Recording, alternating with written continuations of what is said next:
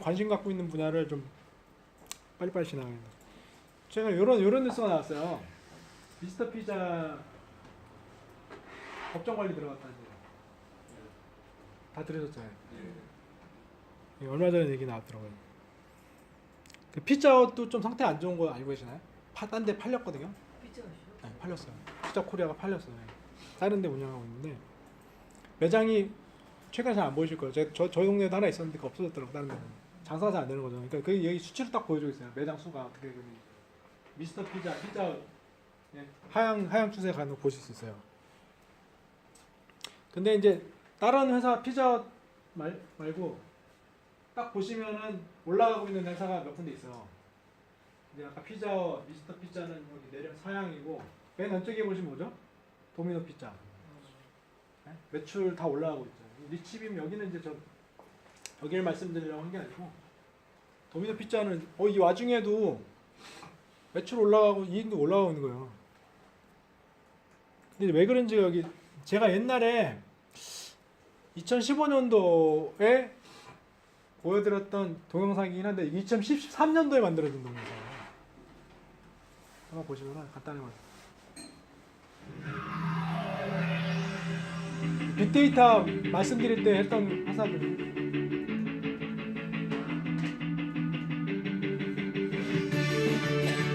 Domino's almost turned itself into a technology company that maybe just happens to, we sell pizza on the side.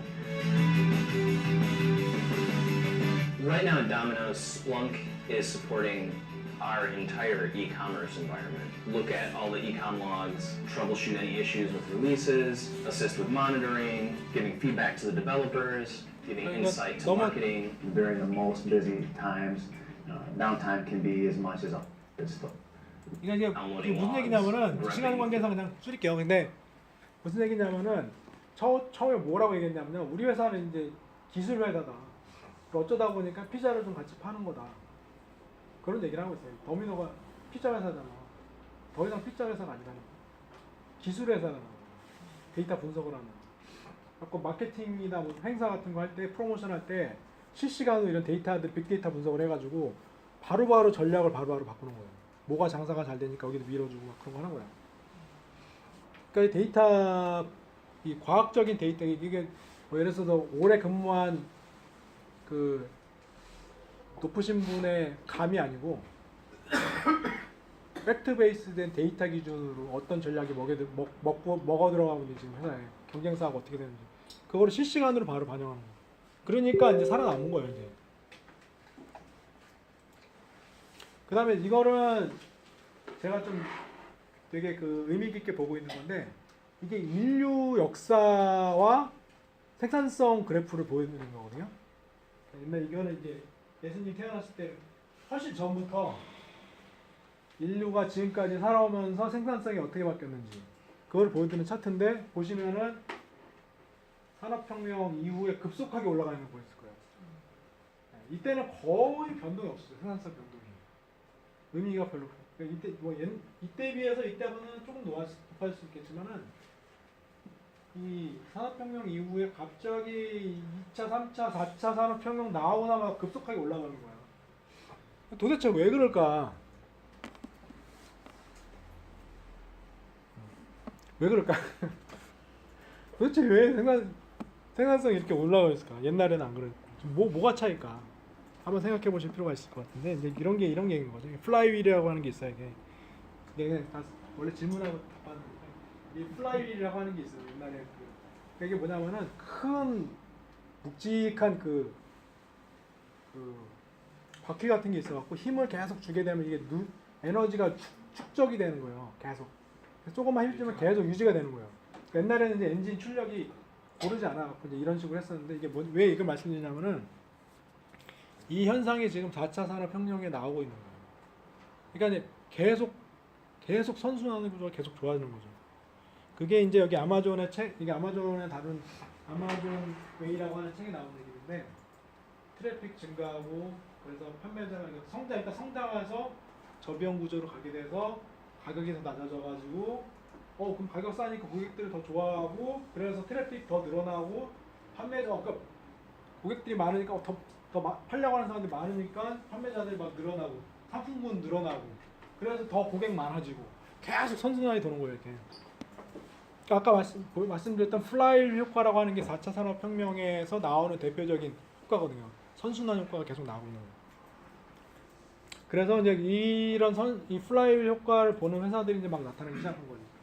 애플도 그렇고 오토데스크, 마이크로소프트 이렇게 쭉 나온 거예요. 또 최근에 이제 S&P 비중이 계속 높아지고 있어요. 상위 랭킹되는 회사들이 계속 막 늘어나고 있어요. 옛날 회사들은 다 밑으로 내려가고 있고 이 플라이휠 효과를 보고 있는 4차 산업 회사들, 4차 산업혁명의 회사들이 계속 들어오고 있는 거죠. 성장하는 거.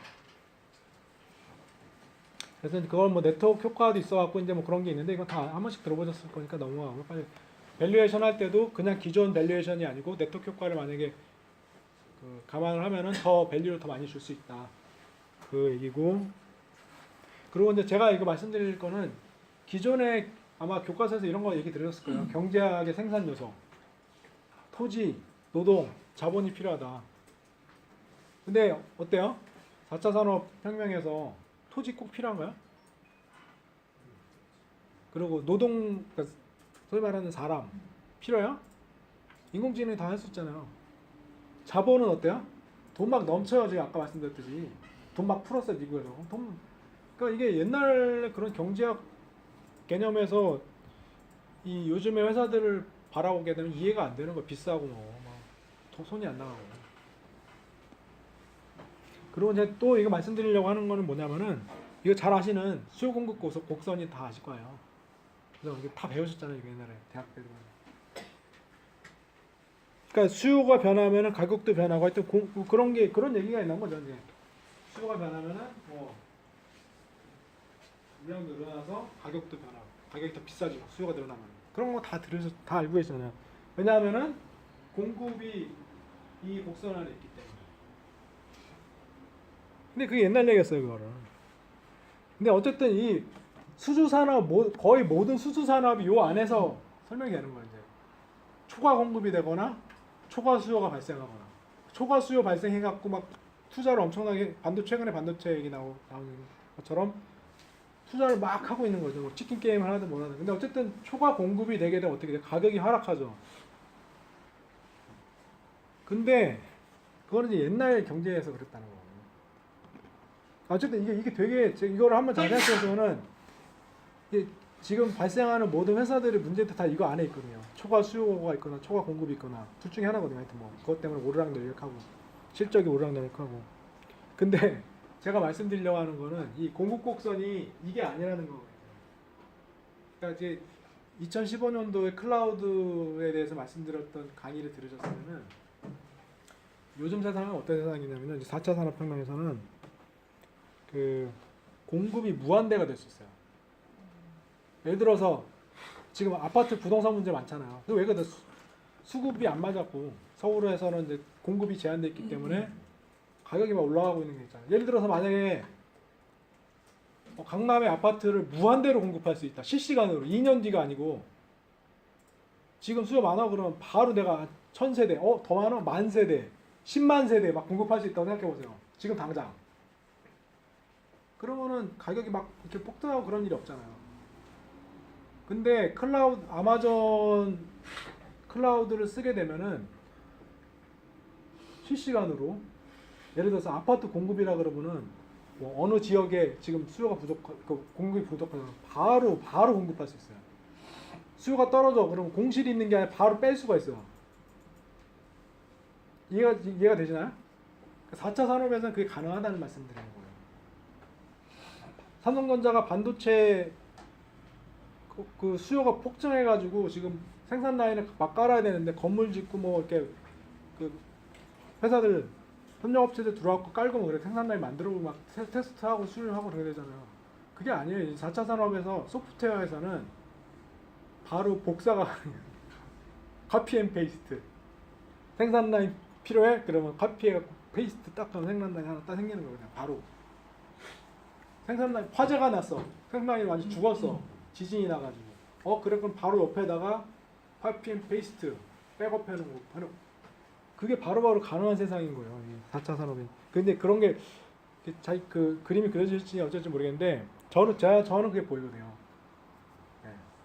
그러니까 부동산이면은 어느 지역이 필요하다 뭐 세대도 헐었다가 없애고 여기다 만들었다. 그게 바로바로 가능한 거예요.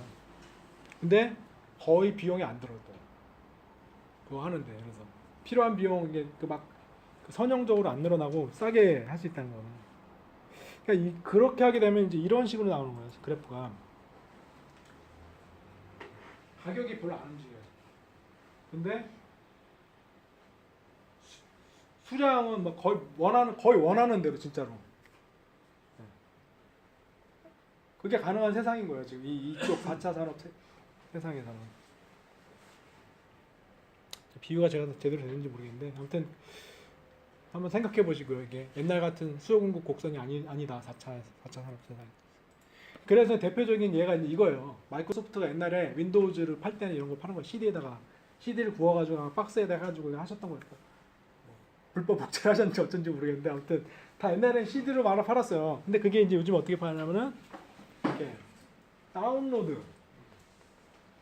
CD로 팔기도 해요. 근데 말씀드리면. 근데 다운로드 그냥 팔아 그냥. 다운로드 하신 다음에 그 시리얼 번호 그거 사는 거예요. 그냥. 그럼 이 비용이 어떻게 돼요? 옛날에는 CD 찍어내갖고 그 공급망에다 이렇게 해갖고 이제 시간 걸리고 하여튼 뭐 그런 거 해야 되잖아요. 갈 때마다 커미션 줘야 되고. 그게 없는 거예요. 바로 다운로드해서 쓸 수 있는 거예요. 그러니까 이제 마이크로소프트 같은 회사가 이제 그런 옛날에 비용 구조가 완전 바뀐 거죠. 이제. 물론 클라우드 사업도 하고 있고. 그래서 이제 그 차이가 이제 그 애플하고 마이크로소프트하고 최근에 역전된 거 얘기 다 들으셨을 거예요. 뭐 클라우드 사업도 있긴 한데 아무튼 그런 차이가 또 있는. 그리고 이제 이런 넷플릭스 아까 말씀드렸던 뭐 토지 노동 그런 거 필요한가요? 그리고 예를 들어서 여기는 CD를 만들 필요도 없어요. 이제 그냥 스트리밍만 추가를 해주면 돼요. 바로. 그리고 이 회사가 다 아마존 클라우드 서비스로 다 깔아 도배라는 회사예요. 그러니까 이게 그게 무슨 얘기냐면은 아까 말씀드렸듯이 수요가 늘어나면 자동으로 쫙 늘어났다가 필요 없으면 쫙 줄어들어요. 자동으로 돼요. 오토 스케일링이라고 하는 기능인데 아마존. 그러니까 성장산업연구소에서 갑자기 다음 달에 이거 인원 2배가 나오면 어떻게 돼요? 딴 데 구해야 되잖아요. 네, 근데 바로 딱 공간이 딱 생겨요. 그럼 사람 나가면은 자동으로 쭉 줄어들고 막 그런 일이 이 아마존 클라우드 서비스에서 일어나고 있는데 그거를 거의 올인한 회사예요. 모든 기능을 거의 다 써요. 머신러닝 이런 거 이렇게 추천하는 것부터 해갖고 다 하고 있는데 아무튼 넷플릭스도 하고 있고 이제 킨들 옛날에는 종이책만 보셨는데 그게 아니라 이제 이북도 하는 아마존에서 하는 회사도 있고 그래서 이제 빨리빨리 넘어가고 일단 어쨌든 그래갖고 넷플릭스 같은 회사 보시면은 어마어마하게 올린 거예요. 이게 버크셔 밑에 회색이요. 그 하늘색이요. 버크셔 대비 어마어마하게 올라간 거예요. 한 7배 갔다가 지금 떨어졌어요. 근데 재밌는 게 이제 하드웨어를 파는데도 불구하고 더 많이 가는 거지. 이거는 넷플릭스고 이거는 엔비디아예요. 엔비디아는 더 오버슈팅했는데 되게 좀 특이한 회사고 한 17배 정도까지 올라갔어요. 그래서 이제 뭘 말씀드리려고 하냐면은 이 머신러닝이나 향후에 중요한 건 뭐냐면은 이런 또 용어가 이런 말이 있어요. 데이터 is the new oil. 데이터는 미래의 석유다 뭐 그런 식으로. 그러니까 그만한 부가가치가 있다는 거죠. 데이터 안에. 그래서 이제 결국에는 인공지능, 머신러닝 그런 얘기 나오는데 결국엔 데이터거든요. 이거 잘 말씀드려야 되는데 이거 시간이 없어서 빨리 끝내야 돼. 딱 끝내야 돼 진짜? 조금 더 해야 돼요? 이게 마음은 막 엄청나게 많이 말씀드리고 싶은데 그러지 못해갖고 이제 머신러닝 다 들어보셨을 거예요. 근데 그거를 만약에 여러분들이 지금 당장 개발하라고 뭐 예를 들어서 여러분 회사 다니시는 분들 같은 경우에 회사 상사께서 우리가 요즘 머신러닝 뜬다며 한번 개발 좀 해봐 그러면 어떻게 하실 거예요? 머리가 없잖아요. 이게 어떻게 될지도 막막하고 근데 그거를 하는 회사가 아마존에 이미 있어 그게. 아마존에서 이제 아마존은 무슨 뭐 쇼핑몰 하는 회사라고 생각하시는 분 지금도 그렇게 생각하시는 분 계실지 모르겠는데 이미 클라우드 사업을 하면서 굉장히 다양한 그 앱들 그러니까 그 서비스를 그 안에서 팔고 있거든요. 그 중에 하나가 이제 머신러닝, 인공지능을 사용해갖고 자체 기계학습을 하는 서비스가 이미 있어요. 세이지 메이커라고 하는 게. 그리고 여기서 이거를 동영상을 못 드리겠네. 나중에 한번 보세요. 이거는 이제 작년에 발표했던 이 아마존 행사에서 발표했던 사람이 하는 건데 일단 넘어가면은 나중에 한번 보십시오. 그러니까 뭐냐면은 그냥 이게 데이터 있잖아요. 데이터가 있고 이제 어떤 뭔가 학습하는 모델이 있어요. 그 데이터를 가지고 모델을 해갖고 이제 계속 교육을 시키는 거예요. 이제 가지고 계속 반복적으로 뭘 맞추고 변수들을 계속 조정해가면서 하면 그걸 가지고 이제 잘 맞으면은 실전에 사용하고 그런 게 있어요. 아무튼 그런 걸 생각하시면 되는데 이게 되게 힘든 작업이거든요. 이게 그냥 여러분 그냥 개념적으로 그냥 쉽게 말씀드렸는데 이게 되게 반복적이고 힘들고 막 그런 걸 생각하시면 돼요. 근데 이게 데이터를 딱 넣기만 하면은 아마존에서 알아서 모델도 만들고 학습도 하고 변수도 바꿔주고 그런 것도 다 하게 하는 게 이미 들어가 있어요. 그럼 실제로 적용까지 다 하는 것까지 플랫폼이 그냥 있다고 생각하시면 돼요. 그냥. 그러니까 예를 들어서 여러분들이 엑셀을 만드는 게 아니라 엑셀에 함수가 이미 있어요. 그냥 그 함수 쓰시면 되는 거예요. 그냥. 예를 들면 그냥 간단하게 비유를 들자면 자꾸 머신러닝은 이미 그 알고리즘 그런 건 다 공개가 돼 있어요. 관건은 뭐냐면 아까 말씀드렸듯이 어떤 데이터를 가지고 어떤 학습을 시키느냐 그게 관건이거든요. 그러니까 누가 얼마나 많은 양질의 데이터를 갖고 있느냐 그게 이 향후에 머신러닝에 있어서 관건인 거죠. 근데 그거를 이미 아마존에서 제공을 하고 있고 여러 가지 알고리즘을 이 널리 사용되고 있는 알고리즘을 이미 사용하고 지원을 하고 있어요. 알고리즘. 그게 이제 이거를 보여드리려고 했던 거고. 이거 진짜 해야 되는데 이거. 이거 원래 반나절인데 지금 한 시간 반밖에 안 주셔서 죽겠네요. 이게 그 아마존에서 하고 있는 서비스 중에 또 뭐가 있냐면은 미디어에 관련된 솔루션이 다 있어요. 미디어. 그러니까 아마존하고 미디어하고 무슨 상관이 있냐 뭐 생각하실 수 있는데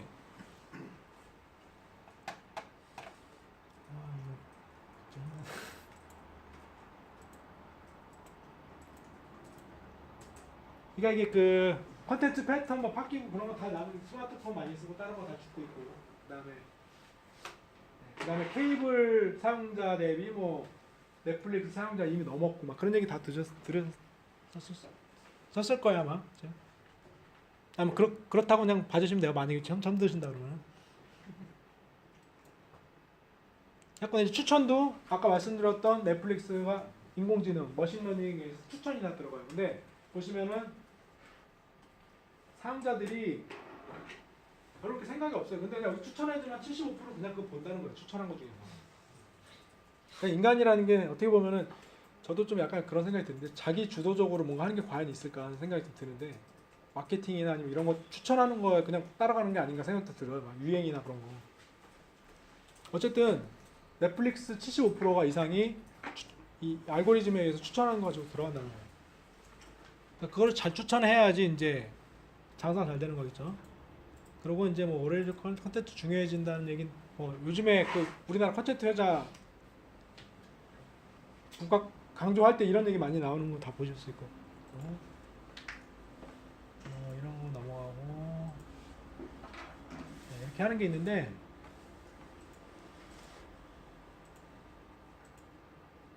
이게 재밌는 게 있어요. 이게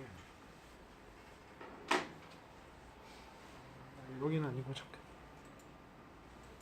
넘어가고 이게 아마존 기존의 방송 송출하는 거하고 방송사에서 광고하실 때 공중파 방송 보시면 대한민국의 모든 공중파 채널 시청자들은 동일한 광고 보실 거거든요. 그죠? 근데 아마존에서 예를 들어서 아마존 프라임을 보시는데 거기서 뭔가 광고를 본다면 무슨 일이 발생하냐면 사용자의 프로파일을 다 알고 있어요. 무슨 타겟팅 마케팅 해야 되는지 다 알고 있어요. 그래서 어떤 광고를 넣어야 되냐. 광고 편성이 실시간으로 사용자별로 다 다르게 편성이 돼요. 사용자는 그냥 봐요. 그냥 광고 보는 그냥 평소 보는 광고 하는 거 보는 것 같은데 그 이면에 무슨 일이냐면은 자기가 좋아하는 광고만 쫙 편성이 돼갖고 자동 그 사람한테만 쫙 송출이 되는 거예요. 이게 약간 그 인공지능이 다 이게 그런 솔루션들이 이미 다 있어요. 그러니까 광고만 아마존에 송출하는 데가 딱 넣으면은 사용자들을 타겟 광고만 쫙 편성해갖고 쫙 보는 거예요. 그럼 어디가 광고주는 어디 광고 하시겠어요, 여러분? 그냥 막 그 딱 답이 딱 보이잖아요, 이게. 어디 다 그렇게 갈 수밖에 없는 거예요, 이게 구조가. 약간 이미 다 그런 서비스들이 여러분들이 들으셨나는 모르겠는데 이미 다 있어요. 송출만 하면 다 자동으로 이미 아마존 프라임에서 되고 있고.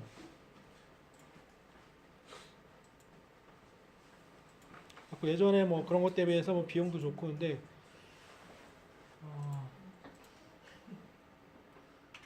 여기 나왔나 모르겠는데 근데 그걸로 끝나는 게 아니에요 이게 여기 이 아마존 서비스 중에서 음성 인식 있잖아요. 아마존 에코랑 스피커 그러면 음성이 나올 거 아니에요. 자막이 자동으로 입혀져요. 그래서 영어랑 영어 자막이 자동으로 실시간으로 입혀져요. 근데 아마존 서비스 중에서 뭐가 있냐면은 번역이 있어요. 번역. 그래서 영한 번역. 그러면은 영어 자막이 입혀지잖아요. 그럼 한글로 자동으로 바뀌잖아요. 그죠? 번역 그 있으니까 서비스가. 근데 텍스트를 문자를 음성으로 변화하는 서비스 또 있어요 이미 아마존 그러니까 에코를 통해서 이미 다 갖춰져 있는 거예요. 그러니까 무슨 얘기냐면은 영어로 예를 들어서 CNN에서 나와 방송이 자막이 자동으로 생성돼요. 한글로 번역이 돼요. 그 한글 글씨를 음성으로 바로 실시간으로 나와요. 그럼 그냥 동시 통역이 되는 거거든요. 그러니까 방송이 옛날에 그런 개념이 아닌 거예요. 이제 세상이. 그게 이미 실시간으로 다 되고 있는 서비스가 나와 있어요. 그래서 지금 되게 무서운 세상인 거예요. 그래서 이거를 적응할 수 있느냐 없느냐는 그냥 수익이 나고 안 나냐가 아니라 생존을 할 수 있느냐 없느냐 문제예요. 회사들이.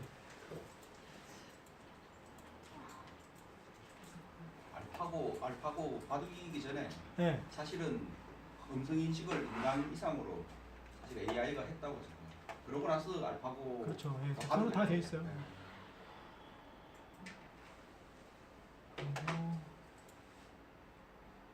아까 하나 말씀 안 드렸는데 마지막에 보시면 아까 스타워즈 화면이 잠깐 나온 거 보셨나 모르겠는데 화면에 태그가 자동으로 붙여요. 그러니까 이미지 인식 자동으로 되거든요.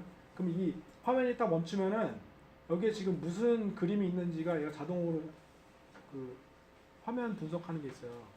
아까 예를 들어서 유명한 그 배우가 무슨 옷을 입고 있어요. FNF 옷을 입고 있어요. 그럼 FNF 태그가 딱 나오면 그 화면 딱 멈추면은 그 쇼핑몰하고 연결되는 게 바로 나와요. FNF가. 그런 태깅하는 것도 다 돼 있어요. 자꾸 이게 어떻게 보냐면 어떤 일이 발생하냐면 그래서 여러분들이 아마존 프라임을 통해서 무슨 동영상을 거기서 그 드라마를 보시잖아요. 예를 들어서 미국 드라마. 그러면 갑자기 무슨 일이 나면은 핸드폰으로 예를 들어서 우리나라라면 FNF 할인 쿠폰 막 바로 나오고 지금 그냥 나는 보는 거는 어떤 배우가 자기가 좋아하는 옷을 그냥 입고 있을 뿐인데 내 핸드폰에 그 할인 쿠폰이 갑자기 날라와요. 그러니까 그거를 이미 다 알고 있어요 아마존은 뒤에서가. 근데 그게 앞으로 될 일이 아니라 지금 이미 실행하고 있는 걸 말씀드리는 거죠. 그리고 이거는 제가 이제 오늘 오전에 제가 찍은 건데 아마존 앱을 쓰면은 이런 게 있어요. View in your room이라는 게 있어요. 이걸 딱 클릭하면 이 프린터인데 제 회사에다가 VR로 딱 AR로 보여주는 거예요. AR 증강현실로 책상 위에다가 이게 위치를 딱 지정하면은 거기에 어떻게 위치가 되는지 지금 실시간 제 핸드폰 그냥 찍은 거예요. 이거 사진을. 그 배치를 막 할 수 있어요. 이렇게 움직이면은 막 움직여요. 돌리고 막 하면은 크기를 딱 맞춰서 이게 알아서 인식을 해요. 내 집에다 가구를 배치하면 어떤 모습이 나올까? 이미 다 이 쇼핑몰에서 아마존에서 하고 있어요 지금. 증강 현실로. 지금 가서 보시면 아마 다 나올 거예요. 그래갖고 이제 최근에 뭐 영화관 관련된 회사들도 인수하고 있고 전에 말씀드린 모르겠는데 아마존은 유유자산을 굉장히 가만히 두지 않고 부가가치를 만들어 서비스 파는 회사예요. 옛날에 블랙 프라이데이 때 막 피크 그 전산 서버나 그런 게 수요가 그때만 급증하고 나머지는 다 놀거든요. 그럼 그걸 어떻게 그러면 유유자산을 갖고 놀까, 그 부가가치를 창출할까를 하고 나온 게 이제 아마존 클라우드인 거예요. 우리 회사가 노는 IT 자원을 돈 받고 파는 거야, 딴 회사. 그리고 거기 물류센터도 마찬가지예요. 아마존 물류센터에다 입고를 하면은 자동으로 이런 주문 나오면 배송하는 것까지 다 알아서 해주고 반품도 해주고 막 그런 서비스가 있거든요. 나중에 보시면은 뭐 아마존 아니고 다른 회사인데 Fulfilled by 아마존 Fulfilled by 아마존이라고 하는 게 있는데 그 같은 경우는 이 아마존 물류 창고에다가 입고를 하면은 쇼핑몰 운영 그 물건 파는 사람은 택배 작업할 필요가 없어요. 주말에 놀러 다녀도 돼요. 그냥 주문 놓으면 알아서 아마존에서 다 택배 작업 다 해주고 보내주고 다 하는 거예요. 그러니까 물류센터 노는 것도 그냥 다 이렇게 하는 건데 이제 여기 회사가 이제 영화관 그런 식으로 막 붙이는 거예요, 그런 서비스들을. 근데 영화관도 인수를 했고요. 그리고 앞으로 이제 영화관 갖고 그다음에 최근에 뭐 위성 안테나, 위성 서비스까지 이제 이 공유경제로 해가지고 그거 하는 서비스가 나오고 있어요. 인공위성 운영하는 회사들 안테나 같은 거 굳이 니네 회사가 안테나 다 설치하고 할 필요 없이 KT 같은 데서 그냥 아마존에서 있는 이거 인공위성 연결 서비스를 그냥 쓰면 되는 거, 돈 주고. 그러면 인공위성에 송출 안 됐을 때 그냥 꺼놓고 방송 뭐 신호 나올 때 잠깐 켜놓고 그때만 돈 내는 거예요. 안 그러면 계속 고정비가 나가는데 그게 아니고 이제 그런 식으로 바꾸는 거예요. 근데 이제 그 클라우드 사업을 하신 장점이 또 이런 게 있어요. 또 보시면은 클라우드 이용 기업 뭐 80% 매달 사이버 어택이 나오는데 이게 옛날하고 좀 틀려. 옛날에 뭐 디도스 공격 그런 거 다 들어봤을 거예요. 서비스를 아예 다 서비스가 안 되게 하는 게 그런 거는 아마존 클라우드 쓰면은 다 방어가 되거든요. 근데 이제 무슨 공격이냐면은 사용자를 뭐 예를 들어서 아이디 패스워드를 해킹하는 거 그거는 아직도 유효한 거예요. 그러니까 그거 관련된 만약에 보안 업체가 있다.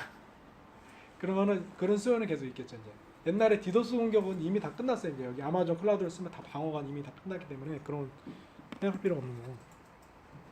그래갖고 이제 그 향후에 이렇게 세상이 막 급변하고 있는데 그러면 향후에 헤게모니를 갖는 회사들은 뭘 거냐? 물론 아마존 같은 회사도 있지만 향후에 마켓시어가 그러면 과연 뭘 거냐? 제가 고민을 해갖고 이제 말씀드리면은 이제 이게 최근에 이런 게 있어요. 인간 수명이 150세가 될 거냐 안 될 거냐 얘기를 하신 그 외국에 있어요.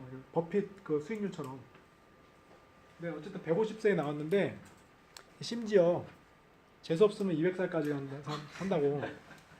근데 이게 무슨 얘기냐면은 생명이 이렇게 연장이 될 수 있잖아요. 의료 기술이든 뭐든 해갖고. 근데 변하지 않는 게 하나 있어. 이거 물론 이게 이 수명을 마켓으로 보면은 그거에서 수혜받는 게 있는데 그럼에도 불구하고 변하지 않는 게 하나 있어요. 그게 뭐냐면은 하루가 24시간이라는 걸 늘릴 수가 없어요. 수명은 물론 분명히 늘릴 수 있는데 하루 24시간 아무리 기술 발전해봤자 24시간이잖아요. 이 사람 이거 같은 경우는 이제 그 통계청에서 5년마다 이렇게 통계를 내는 게 있어요. 우리나라 사람들은 24시간 동안 뭐 하냐. 하여튼 뭐 이런 게 쭉 있는데 그러면 이제 이렇게 한다는 거예요. 한국 사람들은. 그러면 제가 말씀드리고 싶은 건 뭐냐면은 이 시간을 얼마큼 뺏어갈 수 있느냐. 그게 이제 그 회사의 마켓시어가 될 수 있겠다. 그거를 말씀드리려고 하는 거예요. 그럼 우리 회사 앞으로 향후에 4차 산업혁명이든 뭐든 마켓시어를 끌어내려면 사용자가 어디에 붙어 있느냐. 핸드폰에 예를 들어서. 그게 관건인 거죠. 그래서 이제 이런 게 발생하는데 이게 요걸 이거 몇 분짜리인가? 30초짜리니까 한번 보시죠. 미국의 꼬마 유튜버가 지난 1년 사이 무려 2,200만 달러, 우리 돈으로 약 244억 원 상당을 벌어들여서 화제를 모으고 있습니다. 7살 라이언은 유튜브 장난감 소개 채널 라이언 토이스 리뷰에 새로 나온 장난감 등을 소개하면서 작년 7월부터 올해 6월까지 2년 동안 이런 부를 축적했다고 미국 경제전문지 포브스가 전했습니다. 수입의 15%는 신탁회사에 맡아서 관리를 하다가 성인이 됐을 때 돌려받으며 나머지는 대부분 동영상 촬영비와 제품 구입비 등으로 사용된 것으로 알려졌습니다. 네, 그렇죠. 이제 이런 식으로 시간을 많이 뺏어가지고 비워도 많아지고 그러면 수익이 이렇게 나오는 거죠. 이게 7살짜리인데 벌써 1년에 200억 넘게 벌면은 내 생각에 이게 우리 아들을 학원에 보내지 않고 차라리 유튜버가 되는 학원을 차리면 대박 나지 않을까. 우리나라에다가. 그러니까 뭐 좋은 대학 간다고 해갖고 좋은 회사 간다고 해갖고 인생 다 피는 거 아니잖아요. 그런 보장이 아니잖아요. 옛날에 좀 그게 공식이 먹혔는지 모르겠는데 사교육비 막 해갖고 그래갖고 인생 핀다는 보장 없다. 좋은 회사 가도 똑같은 고민을 하는 거예요. 자꾸 좀 고민이 되더라고요 요즘에. 과연 우리가 공부를 시키는 그쪽으로 가는 게 맞는가 아니면 뭐 다른 길을 찾아서 이게 벌써 7살은 벌써 끝났잖아요. 이게. 얘는 이제 뭐 살고 싶은 내년은 더 많이 벌 거 아니에요 이제. 왜요? 예? 왜요? 왜 많냐고요? 왜 내년에 더 많이 왜 그러냐면 얘 계속 찍을 거 아니에요. 동영상 있잖아요. 찍은 거. 그거는 계속 뷰어 클릭하면 계속 더 늘어나죠. 기존 거 계속 늘어나고 계속 찍히고 돈 파이프라인 있어. 그렇지는 않은데 어쨌든 물론 기본적으로 가잖아요. 예를 들어서 비틀즈 옛날에 음반 낸다고 음원 수익 계속 나오잖아요. 신곡 계속 낸다고 생각해보세요. BTS가 지금까지 낸 거 돈 계속 나오잖아요. 신곡 계속 나올 거 아니에요. 얘가 또 가만히 안 있을 거 아니에요. 계속 늘어요. 근데 이미 많아요. 아무튼 우리나라의 어떤 제이플라라고 하는 가수가 있는데 가수라기 하면 유튜브에다 올리는 사람이 있어요. 한 일주일에 한 곡 정도 커버송이라고 해서 다른 외국 가수가 부른 거를 자기가 그냥 잘 불러요. 되게 잘 불러요. 그냥 올려놔. 근데 그 사람이 옛날에 음반 냈다가 망했어요 한번. 근데 그냥 이 사람은 그 동영상 해갖고 올리기만 하는데도 웬만한 제가 알기로는 그냥 웬만한 가수보다 훨씬 100억이래요 그 사람. 그러니까요. 1년에 100억 버는데 막 차 타고 어디 가갖고 막 그거 안 해도 지금은 다 있대요. 그러니까 찍어주고 뭐 이러는 그러니까 다 제작 이거- TV가 있다. 그러니까 어쨌든 무슨 옛날 연예인들 타고 다니면 차 타고 다니고 안 해도 되잖아요. 그냥 거기 올려놓으면 거기서 전 세계 사람들이 다 보는 거 아니에요. 그러니까 아무튼 그런 거 나가고 이제 옛날에 기존에 그런 사고에서 좀 벗어날 필요가 있다 하는 걸 말씀드리려고 생각하는 건 근데 제가 종목 발표가 2개가 있는데